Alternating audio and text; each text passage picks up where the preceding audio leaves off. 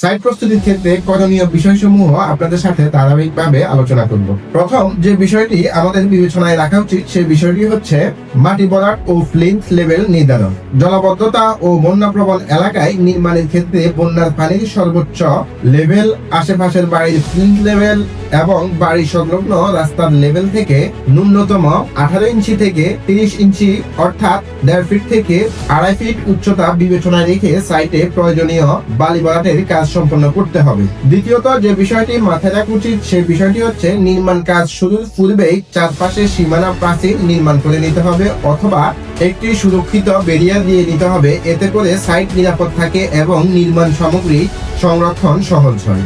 তৃতীয়ত যে বিষয়টি বিবেচনায় আনা উচিত সেটি হচ্ছে সাইট পরিষ্কার করা।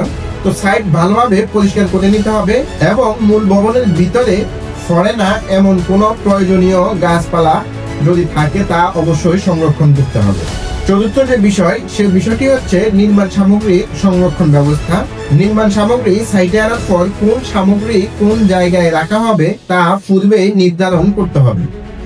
পানির সংস্পর্শে ক্ষতিগ্রস্ত হয় যদি এমন সামগ্রী আপনার থাকে তাহলে তা সংরক্ষণের জন্য অস্থায়ী শেড তৈরি করা প্রয়োজন। পঞ্চম যে বিষয়টি সেটি হচ্ছে বিশুদ্ধ পানির ব্যবস্থা।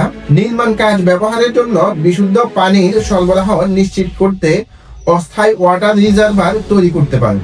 6 নম্বরে যে বিষয়টি অবশ্যই খেয়াল রাখা উচিত সে বিষয়টি হচ্ছে বৃষ্টির পানির নিষ্কাশন ব্যবস্থা। নির্মাণ সাইটে বৃষ্টির পানি জমে না থাকার জন্য উপযুক্ত নিষ্কাশন ব্যবস্থার বিষয়টি অবশ্যই বিবেচনায় রাখতে হবে এবং তার জন্য প্রয়োজনীয় ব্যবস্থা গ্রহণ করতে হবে। এরপর আসা যাক লেআউট কার্যক্রমে।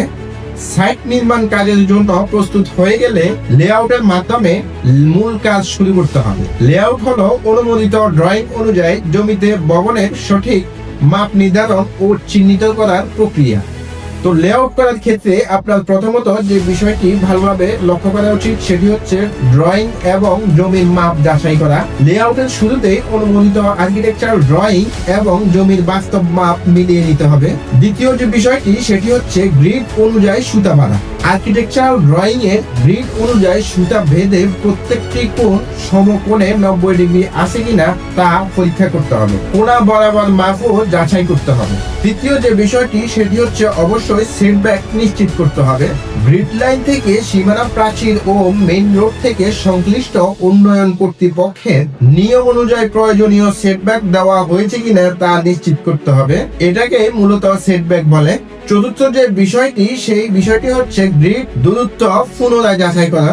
গ্রিড লাইনের সুতা টানার পর সাইট ইঞ্জিনিয়ারের তত্ত্বাবধানে প্রতিটি গ্রিড এবং এক গ্রিড থেকে অন্য গ্রিডের যে দূরত্ব সেটা পুনরায় পুঙ্খানুপুঙ্খভাবে পরীক্ষা করে দেখতে হবে যেন সেটা সঠিক থাকে। 5 নম্বরে যে বিষয়টি অবশ্যই লক্ষ্য করবেন সেটা হচ্ছে গ্রিড পয়েন্ট স্থায়ীকরণ। গ্রিড লাইনের প্রতিটি পয়েন্টে বাঁশের খুঁটি বা রড কমপক্ষে 3 ফিট গভীরতায় প্রবেশ করিয়ে স্থায়ীভাবে চিহ্নিত করতে হবে এবং ড্রয়িং অনুযায়ী গ্রিড নাম্বার উল্লেখ করতে হবে। 6 নম্বর যে বিষয়টি সেটি হচ্ছে ফুটিং এর লেআউট নির্ধারণ করা। গ্রিড পয়েন্ট অনুসরণ করে স্ট্রাকচারাল ডিজাইন অনুযায়ী কলামের ফুটিং লেআউট দিয়ে গ্রিড পয়েন্ট অনুসরণ করে স্ট্রাকচারাল ডিজাইন অনুযায়ী কলামের ফুটিং লেআউট দিয়ে মাটি খননের কাজ শুরু করতে হবে। মাটি খননের সময় 7 নম্বর যে বিষয়টি অবশ্যই লক্ষ্য করতে হবে সেটি হচ্ছে উই পোকা প্রতিরোধ ব্যবস্থা। মাটি খননের সময় উই পোকার ডিবি যদি আপনি দেখতে পান তা কোনো অবস্থাতেই অবহেলা করা যাবে না।